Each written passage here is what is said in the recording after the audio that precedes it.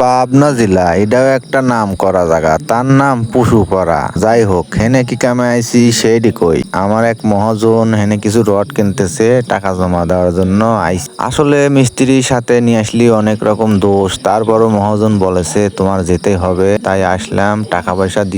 আর দোকানদার তো আপনারা অনেকেই চেনেন, ইনি কে? ইনি আব্দুল মজিদ মোল্লা। পশুপাড়া অনেক দিন দোকানদারি করে, এনাকে অনেক লোক আরো অনেক আগের থেকেই চেনে। তো সেই উপলক্ষে কিছু টাকা আমরা দিয়ে যাচ্ছি, দেওয়ার জন্যই আইছি। তিনজন লোক, আমার মহাজনের বাপ, মহাজনের মামা আর আমি মিস্ত্রি। যাই হোক, মেলা দিন আসিনি পশুপাড়া, সেই উপলক্ষে গেলিম যে গরুয়াটাতে একটু বেড়া আসি। আজ যে 8 দিন আমার একটু মনে নেই, যা দেখে যে খালি খুঁটি আর বাঁশ পড়ে লইছে, যে বাঁশ সকলের পিছন দিয়ে যায় আর আসে। এই বাঁশ তো সকলেই চেনেন, তারপরও ভালো লাগলো না, তাই একটু মারলাম। আজ আবার 8। যাই হোক, আমার এবারে শ্রীপুর আবার শনিবারে মঙ্গলবারে 8 লাগে। আজ আবার হনে 8-এর দিনটা 8টা বসি লয়েছে আমার কটাটা আমার লিবি। সবাই ভালো থাকবেন, কাজ কাম করলে যাচাই করেন।